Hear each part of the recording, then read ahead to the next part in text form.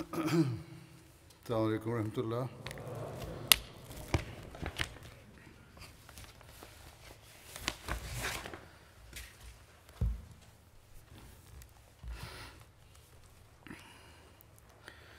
أشهد أن لا إله إلا الله وحده لا شريك له وأشهد أن محمدا عبده ورسوله أما بعد فأعوذ بالله من الشيطان الرجيم بسم الله الرحمن الرحيم الحمد لله رب العالمين الرحمن الرحيم مالك يوم الدين إياك نعبد وإياك نستعين اهدنا الصراط المستقيم صراط الذين أنعمت عليهم غير المغضوب عليهم ولا الضالين.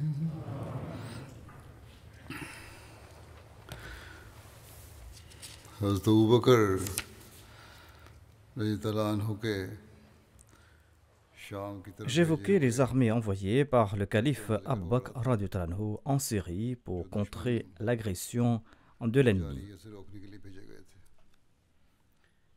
تین کا ذکر گزشتہ خطبے میں J'ai mentionné 3 de ces armées dans le précédent sermon. La 4e armée était celle d'Amr bin al-As.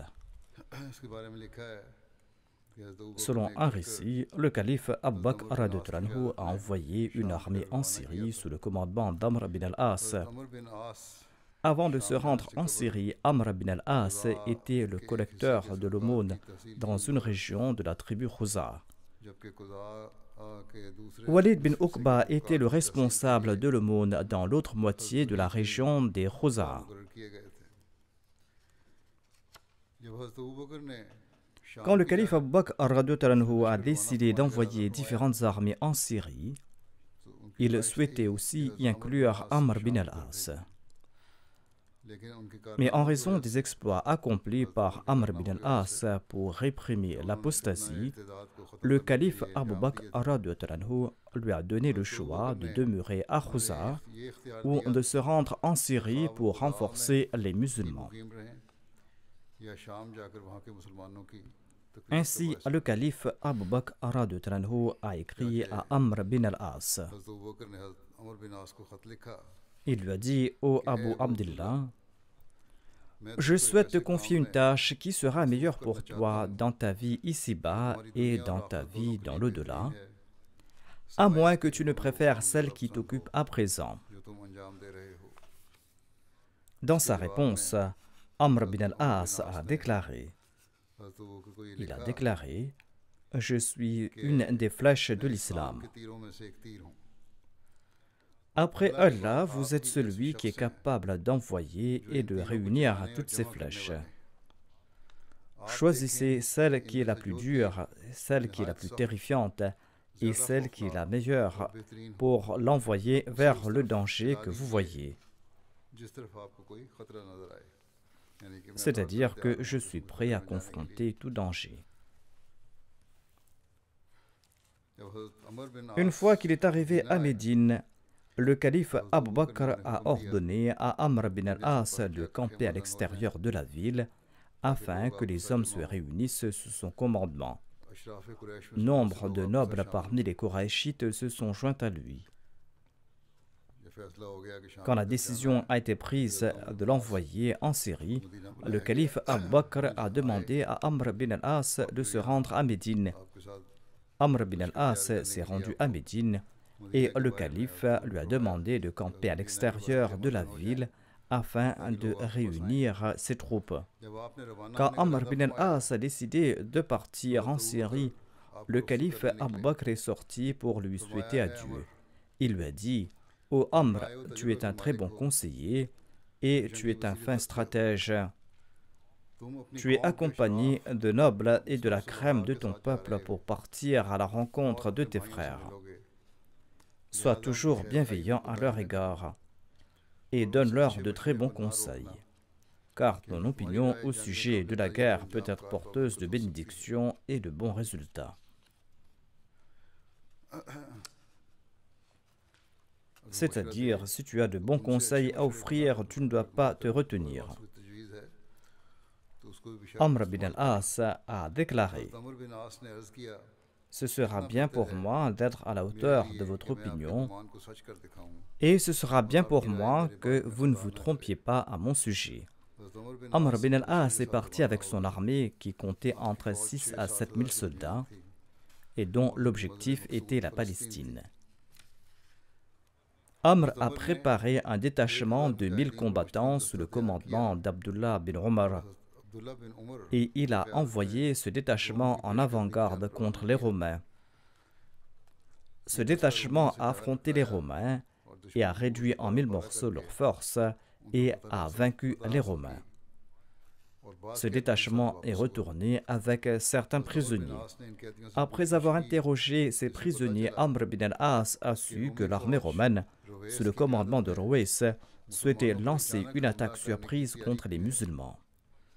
Amr bin al-As a préparé son armée à la lumière de ces informations.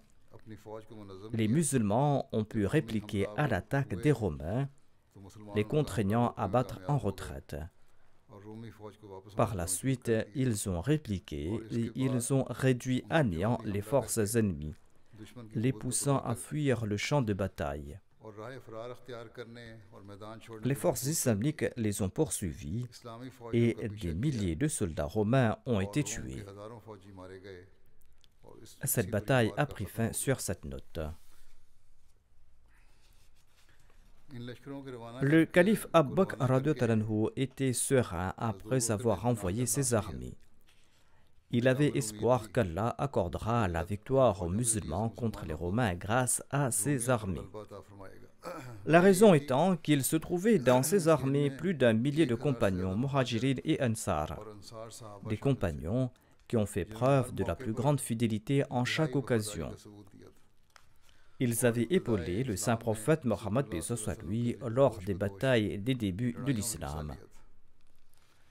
Parmi eux se trouvaient aussi les combattants de Badr, combattants au sujet desquels le saint prophète Mohammed lui avait imploré ainsi son Seigneur. Il avait prié: ô Allah, si aujourd'hui tu détruis ce petit groupe, tu ne seras plus jamais vénéré sur terre. Héraclius, l'empereur de Rome, était en Palestine durant ses jours. Quand il a reçu des nouvelles des préparatifs des musulmans, il a rassemblé les chefs de sa région et il a prononcé des discours en flamand pour les persuader de combattre les musulmans.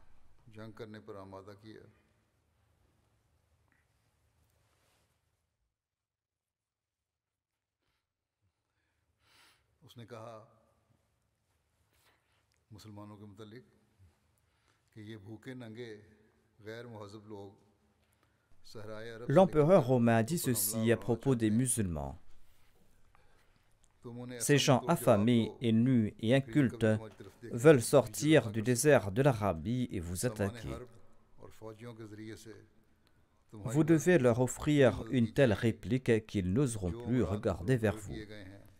Je vous aiderai certainement en termes d'équipement de guerre et de troupes. Obéissez de tout cœur au chef nommé à votre tête et la victoire sera vôtre. Héraclius a prononcé ce discours devant les habitants de la Syrie pour les inciter contre les Arabes et contre les musulmans.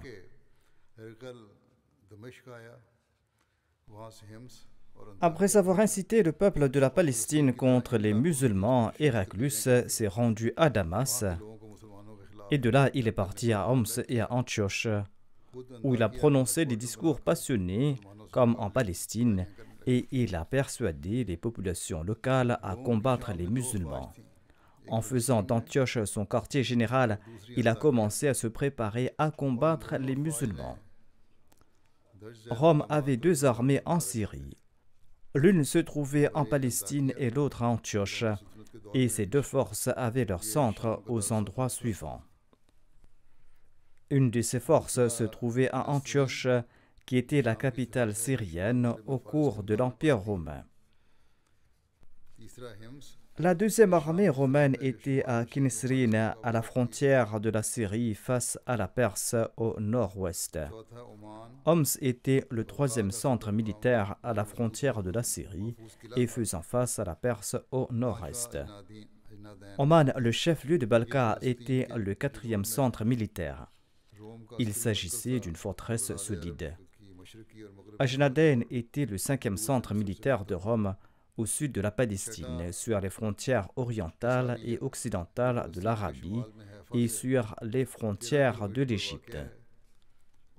Le sixième centre militaire était Kassaria, situé à 13 km de Haïfa, au nord de la Palestine. Les ruines de ce lieu subsistent jusqu'à présent. Le centre du haut commandement romain était Antioche ou Homs. Selon un récit, lorsque Héraclius apprit la nouvelle de l'arrivée des armées islamiques, il a d'abord conseillé son peuple d'éviter le conflit avec les musulmans. Il a déclaré « Je suis d'avis que vous devez conclure un traité avec les musulmans. Par Dieu, si vous faites la paix avec eux en leur offrant la moitié des produits de la Syrie et que vous reteniez la moitié des récoltes et le territoire de Rome, eh bien cela vaut mieux pour vous que s'ils n'occupent tout le territoire de la Syrie et la moitié du territoire de Rome. » Mais les Romains sont partis et ne l'ont pas écouté. Ainsi, il les a rassemblés à Homs, où il a commencé à préparer ses soldats et ses armées. Après Homs, Héraclius s'est rendu à Antioche.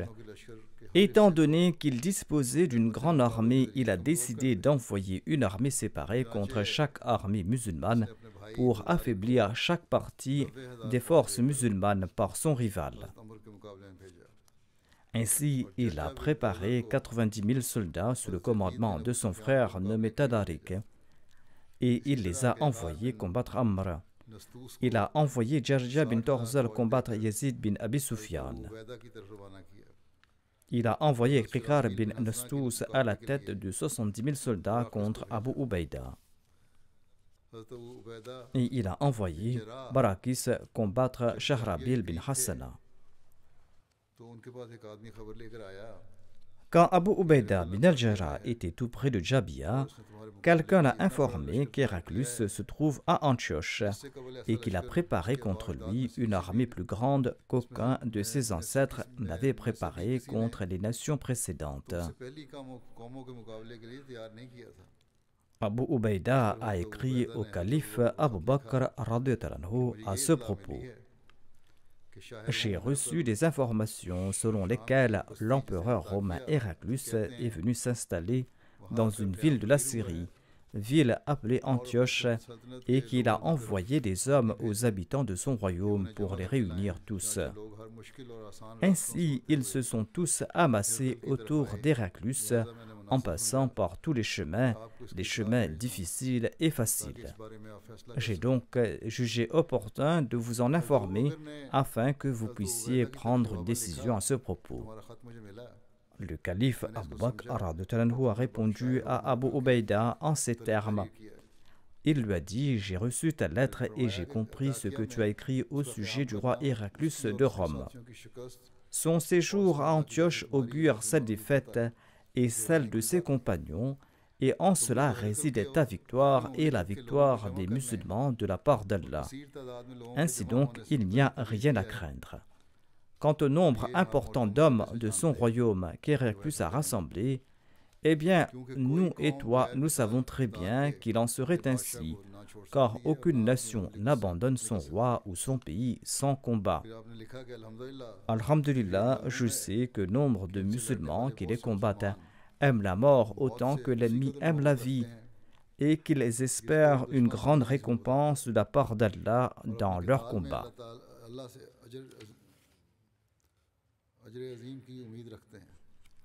Ces musulmans aiment davantage le djihad dans la voie d'Allah et Allah lui-même plus que les ennemis aiment les femmes vierges et les objets de valeur.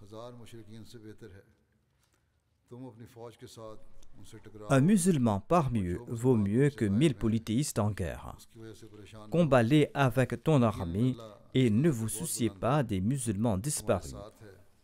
En effet, Allah, béni soit son nom, est avec vous. Je vous envoie d'autres renforts qui vous suffiront et vous n'allez plus désirer davantage, Inch'Allah. Que la paix soit sur vous tous.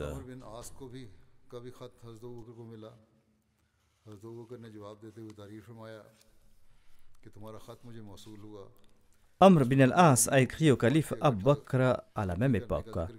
Le calife Abu Bakr lui a répondu en disant « J'ai reçu ta lettre dans laquelle tu as mentionné le rassemblement de l'armée romaine. N'oublie pas qu'Allah ne nous a pas accordé la victoire en compagnie de son prophète sallallahu alayhi wa sallam en raison de notre nombre important. Quand nous nous battions aux côtés de l'envoyé d'Allah sallallahu alayhi wa sallam, nous ne disposions que de 2 chevaux et nous montions à tour de rôle les chameaux dont nous disposions. Le jour d'Uhud, nous avons combattu aux côtés du saint prophète, paix soit sur lui, et nous ne disposions que d'un seul cheval qu'utilisait le saint prophète Mohammed, paix soit sur lui. Mais en dépit de cela, Allah nous a accordé la victoire sur l'ennemi et Allah nous a aidés. Ô Amr, n'oublie pas que le plus obéissant à Allah est celui qui est le plus le péché. Obéis à Allah et ordonne à tes compagnons de l'obéir. Yazid bin Abi Sufyan a également envoyé une lettre au calife Abu Bakr radhiyallahu anhu, lui demandant de l'aide en raison de la situation là-bas en Syrie. Le calife Abu Bakr radhiyallahu anhu lui a répondu « Lance l'attaque avec tes compagnons lors des combats. Allah ne va pas vous déshonorer. » Allah nous a informé que par l'ordre d'Allah, un petit groupe l'emporte sur un grand groupe. Et pourtant, je vous envoie une multitude de combattants pour vous aider jusqu'à ce que cela vous suffise et jusqu'à ce que vous n'ayez plus besoin de plus. Inch'Allah. Que la paix soit sur vous tous. Signé par le calife Abu Bakr radhiyallahu anhu. Le calife a confié cette lettre à Abdullah bin Kurd pour le transmettre à Yazid. Abdullah a porté la missive à Yazid et les musulmans étaient très heureux d'entendre son message. Ensuite, le calife Abu Bakr a appelé Hashim bin Utba et il lui a dit ceci. Ô Hashim, en effet, tu as la chance d'être de ceux qui aident l'Ummah dans le djihad contre ses ennemis et contre les polythéistes. Tu jouis de la confiance du dirigeant en raison de tes vertus, en raison de tes avis judicieux et en raison de ta chasteté et de ta capacité au combat. En effet, le calife Abu Bakr radhiyallahu anhu préparait une armée sous le commandement de Hashim. Il lui a dit, les musulmans m'ont demandé de l'aide contre leur ennemi, les infidèles. Rejoins ces musulmans au combat avec tes compagnons. Je prépare ceux qui t'accompagneront. Partez d'ici à la rencontre d'Abu Ubaïda. Par la suite, le calife Abu Bakr radhiyallahu anhu s'est tenu dans l'assistance et il a loué Allah. Et après cela, il a déclaré « Certains de vos frères musulmans sont saufs, et certains ont été blessés, et certains ont été défendus et soignés. Allah a insufflé la peur des musulmans dans le cœur des ennemis, et ces ennemis se sont réfugiés dans leurs forteresses, et ils ont fermé leurs portes. Des messagers des musulmans ont apporté la nouvelle que l'empereur Héraclius les a fuis et il s'est réfugié dans une ville sur la côte syrienne. Ce messager nous a informé qu'Héraclius a envoyé une grande armée de cet endroit pour combattre les musulmans. J'ai l'intention d'envoyer votre armée pour aider vos frères musulmans. Allah va les renforcer à travers ces nouvelles forces et Allah va humilier l'ennemi et Allah va inspirer la peur dans le cœur de l'ennemi. Qu'Allah vous accorde sa miséricorde. Préparez-vous à partir avec Hashim bin Utba et espérez la récompense et le bien de la part d'Allah le Tout-Puissant. Si vous réussissez, vous allez obtenir la victoire et le butin, et si vous êtes tué, vous allez mériter le martyre et un grand honneur de la part d'Allah. Ensuite, le calife Abu Bakr est rentré chez lui, et les gens ont commencé à se rassembler autour de Hashim bin Utba jusqu'à ce que leur nombre augmente. Quand ils étaient 1 millier, le calife Abu Bakr leur a ordonné de partir.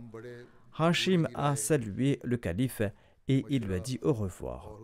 Le calife Abu Bakr lui a dit: Ô Hashim, nous profitions des conseils et des avis judicieux des aînés, et nous comptions sur la patience et la force et le courage des jeunes. Allah a rassemblé toutes ces qualités en toi. Tu es encore jeune et tu es sur le point de grandir. Lorsque tu seras encerclé par l'ennemi, riposte et sois patient. Souviens-toi qu'Allah consignera comme un acte méritoire dans le registre de tes actes tout pas entrepris dans sa voie, toute dépense, tout soif, tout fatigue et tout faim que tu as enduré pour sa cause. Allah ne laisse pas partir à la perdition la récompense de ceux qui font le bien. Hashim a répondu: si Allah souhaite mon bien-être, je suivrai ses consignes. C'est Allah qui donne la force et la puissance, et j'espère que si je ne suis pas tué, je combattrai encore et encore. Il a ajouté: j'espère les combattre encore et encore si je n'ai pas été tué. Selon un autre récit, il aurait déclaré: je souhaite être tué encore et encore. Il existe ainsi 2 récits à propos de ces déclarations. Saad bin Abi Waqqas, l'oncle de Hashim, lui a dit ceci: ô mon neveu, chacun de tes coups de lance et chacun de tes frappes doivent être pour le plaisir d'Allah. Sache que tu quitteras ce monde très bientôt, et bientôt tu retourneras vers Allah l'exalté. Et de ce monde jusqu'à l'au-delà, tu marcheras sur la vérité, où tu seras accompagné des bonnes œuvres que tu auras accomplies. Hashim a déclaré: ô mon cher oncle, soyez sans crainte à ce propos. Si mon séjour et mon voyage, si mon mouvement du matin et mon mouvement du soir, si mes luttes et mes combats, et si le fait de blesser avec ma lance et de frapper avec mon épée sont autant d'actions accomplies par ostentation, eh bien en ce cas je serai parmi les perdants. C'est-à-dire, chacune de mes actions va être pour la cause d'Allah et non pas pour les gens. Ensuite, il a quitté le calife Abu Bakr et il a suivi le chemin d'Abu Ubaïda jusqu'à ce qu'il le rencontre. Et les musulmans étaient contents de son arrivée et ils se sont annoncé la bonne nouvelle de sa venue. Saïd bin Amir bin Huzaym avait su que le calife Abu Bakr souhaitait l'envoyer accomplir le djihad en Syrie. C'était là une autre armée qu'Abu Bakr préparait. Saïd bin Amir pensait qu'il serait nommé à la tête de cette armée. Quand cette nouvelle lui est parvenue et que le calife Abu Bakr a tardé quelques jours et ne lui a pas parlé à ce propos, Saïd est venu voir le calife Abu Bakr et il lui a dit ceci: Ô calife Abu Bakr, par Allah, j'ai reçu la nouvelle que vous souhaitiez m'envoyer contre les Romains, mais ensuite j'ai constaté que vous n'aviez rien dit à ce propos. J'ignore vos sentiments à mon sujet. Si vous souhaitez envoyer quelqu'un d'autre à ma place comme commandant, eh bien, envoyez-moi avec lui. Ce sera pour moi la raison de la plus grande joie, Et si vous ne souhaitez envoyer personne, eh bien moi je suis intéressé par le djihad. S'il vous plaît, permettez-moi de partir à la rencontre des musulmans, qu'Allah vous accorde sa miséricorde. On m'a dit que les Romains ont rassemblé une très grande armée. Sur ce, le calife Abu Bakr a déclaré au Saïd bin Amir que le plus miséricordieux de tous ait pitié de toi. À mes yeux, tu fais partie des humbles, tu fais partie de ceux qui respectent les liens de parenté, de ceux qui accomplissent la prière de Tahajjud tôt le matin et de ceux qui se souviennent abondamment d'Allah. Sur ce, Saïd lui a dit ceci: qu'Allah vous accorde sa miséricorde. Allah m'a accordé plus de faveurs que cela. À lui revient toute grâce. Quant à moi, je sais que vous êtes véridique, que vous êtes juste et bienveillant à l'égard des croyants et que vous êtes très sévère envers les mécréants. Vous jugez avec équité et vous ne favorisez personne dans la répartition des biens. En entendant cela, le calife Abu Bakr lui a dit ceci: arrête, ô Saïd, arrête, qu'Allah te bénisse. Pars et prépare-toi à combattre. Je suis sur le point d'envoyer une armée aux musulmans de la Syrie et de te nommer le commandant de cette armée. Ensuite, le calife Abu Bakr a ordonné à Bilal de l'annoncer au peuple. Bilal a annoncé ceci: ô musulmans, préparez-vous pour la campagne syrienne en compagnie de Saïd bin Amir bin Hizyam. En quelques jours, 700 hommes étaient prêts à l'accompagner. Quand Saïd a décidé de partir, Bilal s'est présenté au calife Abu Bakr et il a dit ceci: au calife de l'envoyé d'Allah, sallallahu alayhi wa sallam, si vous m'aviez libéré pour la cause d'Allah, pour que je sois le maître de mon âme et pour que je sois bénéfique à la société, eh bien permettez-moi d'accomplir le djihad dans la voie de mon Seigneur. Le djihad m'est plus cher que de rester oisif. Le calife Abu Bakr a déclaré: Allah est témoin que je t'ai libéré pour cette cause et je ne réclame aucune récompense ou aucun remerciement de ta part. Cette terre est très vaste. Prends la voie de ton choix. Bilal a déclaré au Siddiq: peut-être vous êtes offensé en raison de ce que j'ai dit et que vous êtes en colère contre moi. Le calife Abu Bakr a déclaré: non, par Dieu, je ne suis pas en colère contre toi. Je ne veux pas que tu abandonnes ton désir à cause du mien, car ton désir t'appelle à obéir à Allah. Bilal a déclaré: si vous le souhaitez, je resterai avec vous. Le calife Abu Bakr a déclaré: si tu désires accomplir le djihad, eh bien, je ne vais pas t'ordonner de rester ici. Je souhaite que tu restes auprès de moi uniquement pour lancer l'appel à la prière. Ô Bilal, me séparer de toi me terrifie, mais une telle séparation est nécessaire, après quoi nous allons nous voir qu'au jour du jugement. Ô Bilal, ne cesse d'accomplir de bonnes œuvres, ceci sera ta provision en ce monde.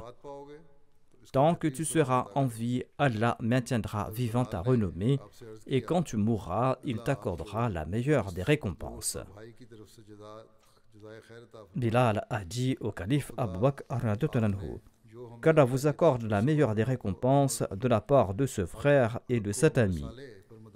Par Dieu, vous nous avez toujours ordonné d'être patients dans l'obéissance à Allah et de persévérer dans l'accomplissement de bonnes œuvres. Ceci n'est rien de nouveau. Je ne veux pas lancer l'appel à la prière pour quiconque après l'envoyé d'Allah, sallallahu alayhi wa sallam. Ensuite, Bilal est parti avec Saïd bin Amir. Il a déclaré que je ne peux pas rester ici uniquement pour lancer l'appel à la prière, car je ne souhaite le lancer pour quiconque d'autre après le messager d'Allah, sallallahu alayhi wa sallam. D'autres personnes se sont rassemblées autour du calife Abu Bakr. Il a nommé Muawiyah leur commandant et il lui a ordonné de partir à la rencontre de son frère Yazid. Muawiyah est parti et il a rencontré Yazid. Et le reste de l'armée de Khalid bin Saïd s'est joint à Muawiyah quand ils se sont rencontrés.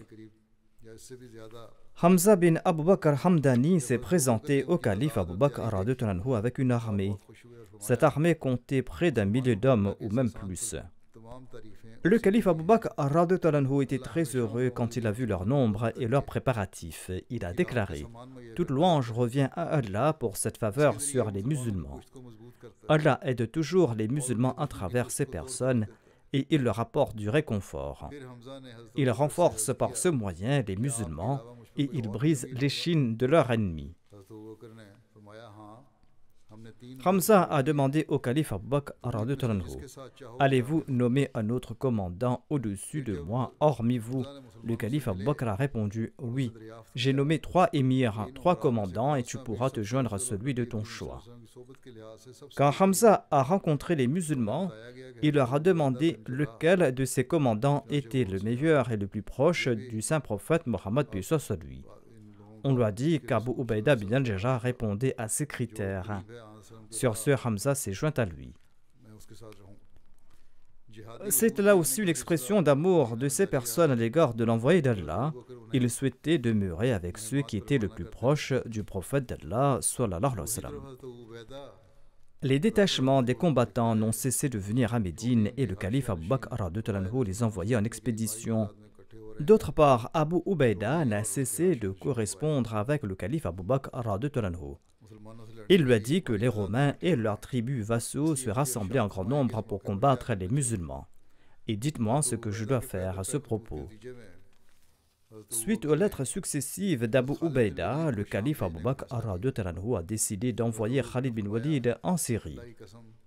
Abu Bakr radhiyallahu anhu a déclaré: je jure par Allah, je ferai oublier aux Romains leur chuchotement maléfique à travers Khalid bin Walid. Khalid était en Irak au moment où le calife Abu Bakr radhiyallahu anhu lui a ordonné de se rendre en Syrie et de prendre le commandement des forces islamiques là-bas. Le calife Abu Bakr a écrit ceci à Abu Ubaïda: j'ai confié le commandement de la guerre contre les ennemis en Syrie à Khalid bin Walid. Ne te pose pas à lui, écoute-le et obéis à ses ordres.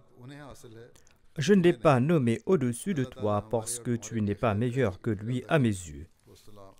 Mais à mon avis, tu ne possèdes pas les compétences au combat qui sont les siens. Qu'Allah nous accorde à tous le bien. Que la paix soit sur toi. Voici le récit du départ de Khalid bin Walid d'Irak vers la Syrie. Selon les différents récits, quand il a reçu la lettre du calife Abu Bakr, eh bien, Khalid est parti en Syrie avec 800, 600, 500, voire jusqu'à 9000 ou 6000 soldats. Selon certains récits, il était accompagné de centaines d'hommes ou de milliers d'hommes selon d'autres récits. En tout cas, ils sont tous partis pour la Syrie. Quand Khalid bin Walid est arrivé à Karakir, il a lancé une attaque là-bas. Ensuite, après un voyage très difficile à travers le désert, il est arrivé à Thaniyatul Uqab, tout près de Damas, en agitant son drapeau noir. On dit qu'il s'agissait du drapeau de l'envoyé d'Allah, sallallahu alayhi wa sallam, dont le nom était Uqab.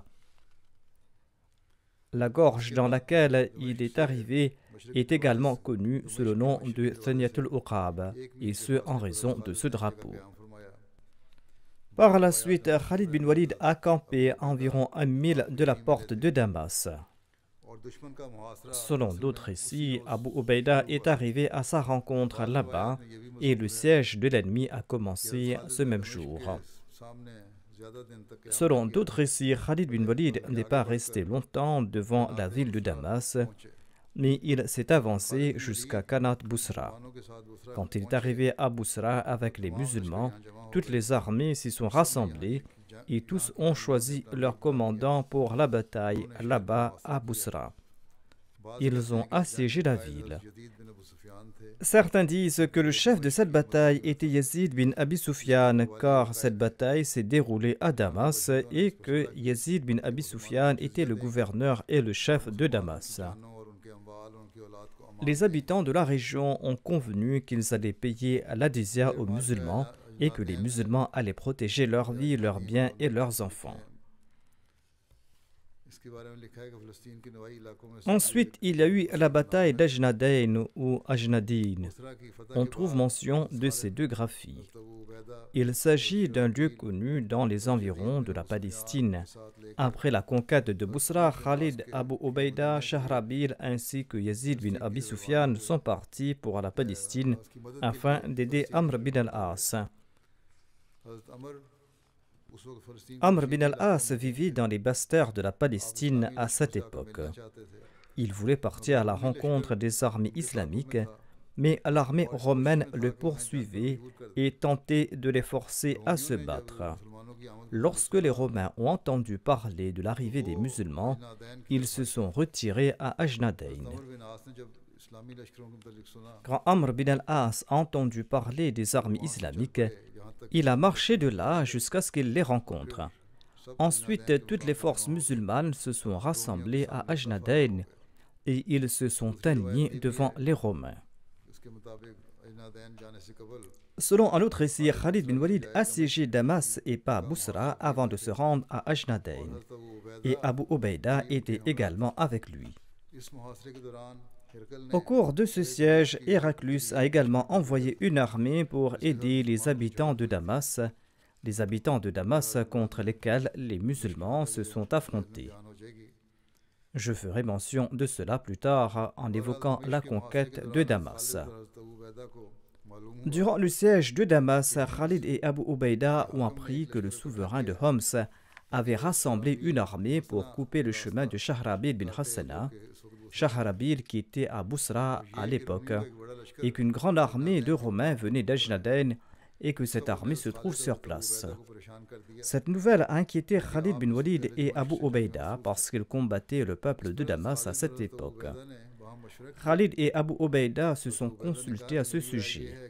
Abu Ubaïda a déclaré: « Selon moi, nous devons partir à la rencontre de Shahrabil avant que l'ennemi ne l'atteigne. » Khalid a déclaré: « Si nous partons à la rencontre de Shahrabil, l'armée romaine à Ajnadayn va nous poursuivre. À mon avis, nous allons devoir cibler cette grande armée présente à Ajnadayn et envoyer un message à Shahrabil sur le mouvement de l'ennemi dans sa direction et de lui demander de venir nous rejoindre à Ajnadayn. De même, nous devons demander à Yazid bin Abi Sufyan et à Amr bin al-As de venir nous rejoindre à Ajnadayn afin que nous puissions combattre l'ennemi là-bas. » Sur ce, Abu Ubaïda a déclaré: « Cette opinion est très bonne, qu'Allah la bénisse, il faudra suivre cette option. » Selon un autre récit, Abu Ubaïda a conseillé ceci à Khalid bin Walid. « Notre armée est dispersée dans différents endroits en Syrie.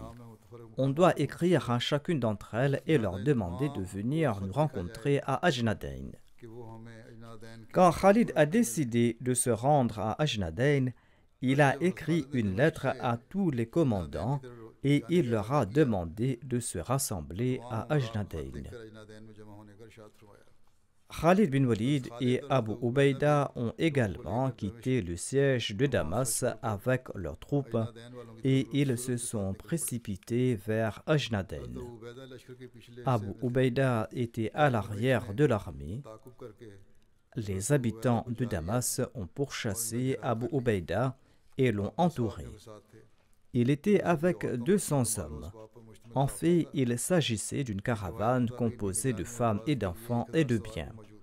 Selon un récit, il y avait 1000 cavaliers pour garder cette caravane et la protéger. En tout cas, les habitants de Damas étaient en grand nombre. Abu Ubaïda s'est battu férocement contre ses attaquants. Lorsque la nouvelle est parvenue à Khalid bin Walid, qui était à l'avant de l'armée avec la cavalerie, il est retourné avec ceux qui étaient avec lui. Ensuite, la cavalerie a chargé les Romains et les a repoussés à 3000, les uns tombant sur les autres jusqu'à ce qu'ils entrent de nouveau à Damas. D'autre part, l'armée romaine stationnée à Ajnadayn a envoyé une lettre à leur deuxième armée et lui a ordonné de se rendre à Ajnadayn.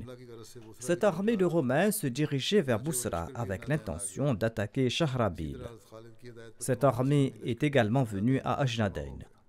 De même, suite aux instructions de Khalid bin Walid, toutes les armées islamiques se sont rassemblées à Ajnadayn. Le général romain voulait renvoyer les musulmans en Arabie avec des biens, car à l'instar des Iraniens, il pensait que les Arabes étaient des gens affamés et nus qui étaient sortis de leur pauvre pays pour piller les autres. Il ne pouvait pas attribuer un but élevé à ces Arabes qui, des siècles durant, étaient non civilisés, qui étaient des ignorants, pauvres et démunis, et vivant dans le désert. Ainsi, il a fait l'offre suivante à Khalid, que si lui et son armée quittaient la Syrie, chaque soldat allait recevoir un turban, une paire de vêtements et un dinar d'or.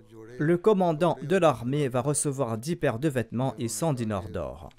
Le calife, quant à lui, recevra 100 paires de vêtements et 1000 dinars.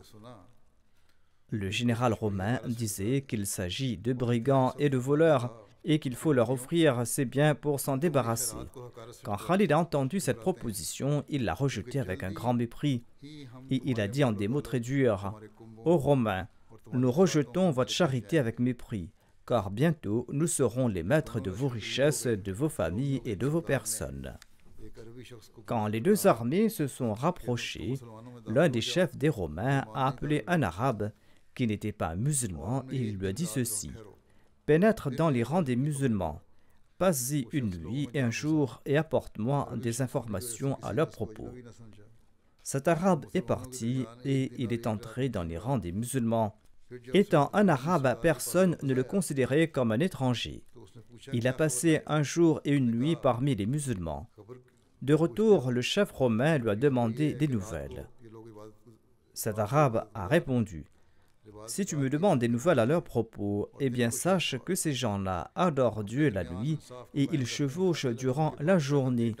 Même si le fils de leur roi commet un vol, il lui coupe la main, et s'il commet un adultère, il le lapide, afin de maintenir la justice. » Le chef romain lui a dit ceci: « Si tu me dis la vérité, il vaut mieux se cacher sous terre que de les combattre à la surface.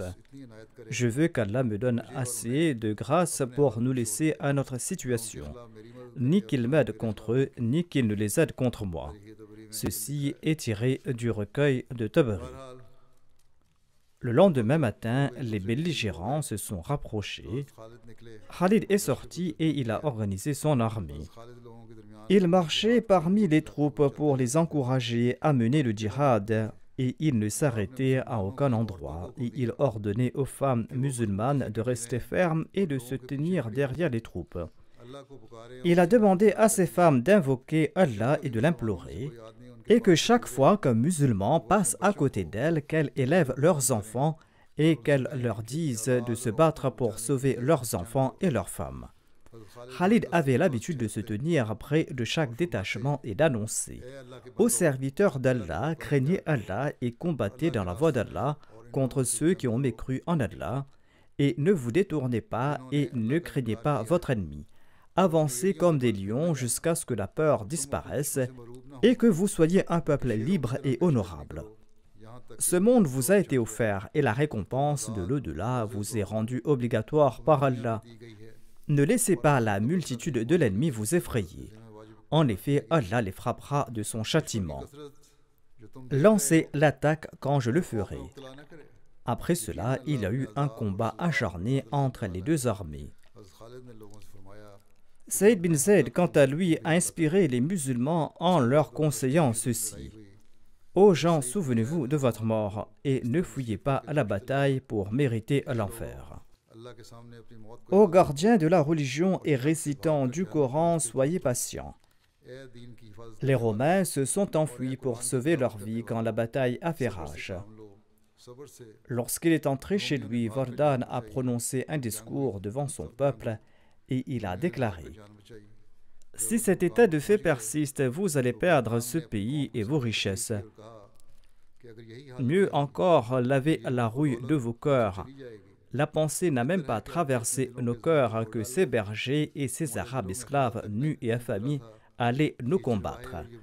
La famine et la sécheresse les ont poussés vers nous, et maintenant ils sont venus ici et ils ont mangé des fruits. Ils ont mangé du pain, de la farine de blé à la place de l'orge. Ils ont consommé du miel à la place du vinaigre. Et ils se délectent de figues, de raisins et d'autres friandises. Ensuite, il a demandé l'avis de certains de ses chefs, et l'un de ses chefs a suggéré: si vous souhaitez vaincre les musulmans, faites venir leur chef et tuez-le par ruse, et tous les autres vont s'enfuir. Envoyez d'abord 10 soldats en embuscade, puis faites venir le chef des musulmans en aparté pour une discussion et pour la négociation. Quand il viendra parlementer, les soldats en embuscade vont le tuer. Le chef des Romains a envoyé un émissaire éloquent à Khalid bin Walid. Quand il est parvenu dans le camp des musulmans, il a appelé: ô Arabes, cette effusion de sang ne vous suffit-il pas? Nous avons un pacte à vous proposer. Il convient à votre chef de venir me parler. Khalid s'est avancé et il lui a dit: présente ton message, mais garde la vérité à l'esprit. L'émissaire romain a déclaré: je suis venu parce que notre chef n'aime pas l'effusion de sang. Il est attristé de ceux qui ont été tués jusqu'à présent. C'est pourquoi il souhaite vous offrir des biens et conclure une trêve.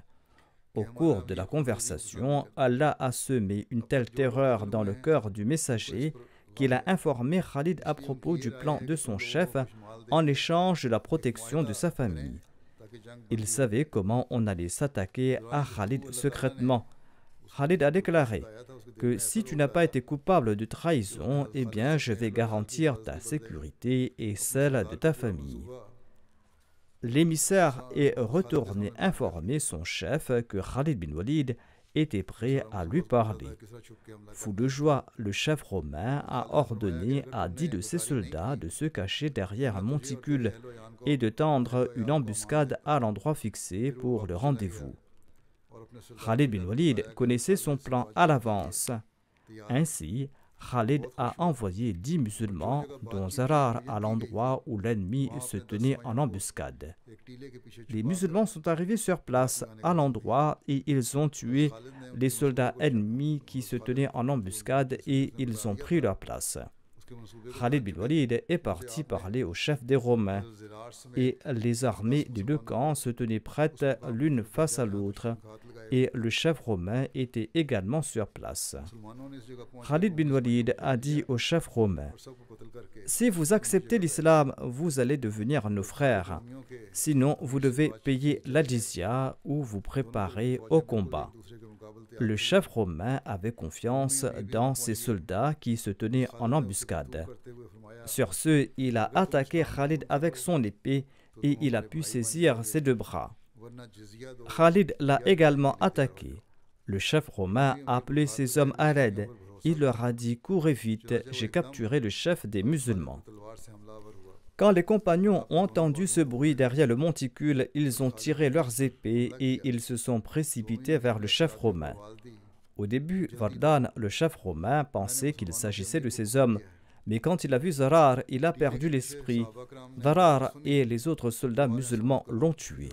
Quand les Romains ont appris la mort de leur chef, ils ont perdu le moral. Par la suite, les deux belligérants se sont attaqués et la bataille a éclaté. Un autre chef des Romains a vu la férocité des musulmans lors de la bataille et il a dit aux siens: attachez sur ma tête un chiffon. Ils lui en ont demandé la raison. Il a déclaré: ce jour-là est un très mauvais jour et je ne veux pas le voir. Je n'ai jamais vu de journée aussi dure.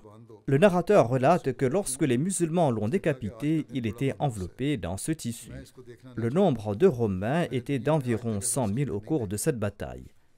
Le nombre de soldats musulmans était de 30 000 ou de 35 000 selon un autre récit. 3 000 soldats romains ont été tués lors de cette bataille et leur armée a été vaincue et a été contrainte de se réfugier dans d'autres villes. Après la victoire d'Ajnadayn, Khalid bin Walid a transmis la bonne nouvelle au calife Abu Bakr radhiyallahu anhu. Il lui a dit dans sa lettre que la paix soit sur vous. Je vous informe qu'il y a eu une bataille entre nous et les polythéistes. Les polythéistes qui avaient rassemblé une armée plus grande que la nôtre à Ajnadayn. Ils tenaient leur croix et portaient leurs livres, et ils ont juré par Dieu qu'ils ne partiraient pas sans nous détruire ou sans nous chasser de leur ville. Nous avions une foi ferme en Allah. Ensuite, nous les avons frappés avec nos lances, et nous avons sorti nos épées, et nous avons frappé l'ennemi avec elle aussi longtemps qu'il faut pour qu'un chameau soit abattu. Allah a fait descendre son aide et il a accompli sa promesse et il a vaincu les mécréants et nous les avons tués tous. Nous les avons tués sur les chemins larges, dans toutes les vallées et dans tous les lieux bas. Toutes les louanges sont dues à Allah pour avoir accordé la victoire à sa religion. Toutes les louanges appartiennent à Allah qui a humilié son ennemi et qui a bien traité ses amis. Le calife Abu Bakr radhiyallahu anhu était en train de vivre ses derniers moments lorsqu'on lui a lu cette lettre. Il était très satisfait de cette victoire. Et il a déclaré « Louange à Allah. Toutes les louanges sont dues à Allah qui a aidé les musulmans et qui m'a ainsi réconforté. » Il y a de l'incertitude quant au moment où la bataille d'Ajnadayn a eu lieu. Selon certains récits, cette bataille a eu lieu à l'époque du calife Omar radhiyallahu anhu. Il existe différents récits sur la date de cette bataille. Selon certains récits, cette bataille aurait eu lieu 24 jours ou 20 jours ou 34 jours avant le décès du calife Abu Bakr en l'an 13 de l'Hégire. Selon certains historiens, cette bataille aurait eu lieu à l'époque du calife Omar au cours de l'an 15 de l'Hégire.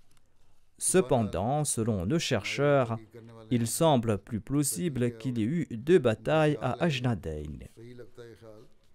La première bataille aurait eu lieu au cours du califat d'Abu Bakr et la deuxième bataille a eu lieu au cours du règne du calife Omar radhiyallahu anhu, car certains livres d'histoire présentent des forces islamiques différentes dans ces deux cas.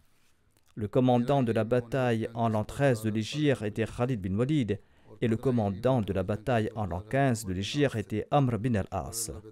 En tout cas, Allah sait le mieux. Je mentionnerai les détails sur la conquête de Damas, Inch'Allah, à l'avenir.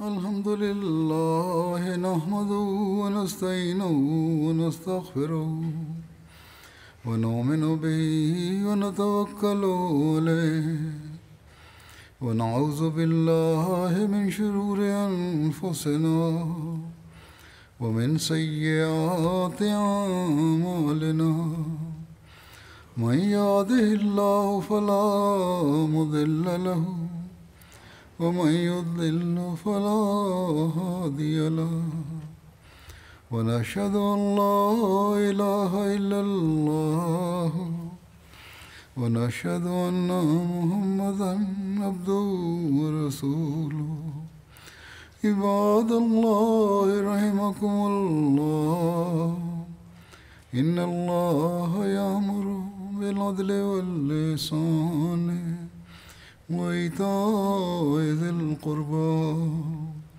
وينهى عن الفحشاء والمنكر والبغي يعظكم لعلكم تذكرون اذكروا الله يذكركم وادعوه يستجب لكم ولذكر الله أكبر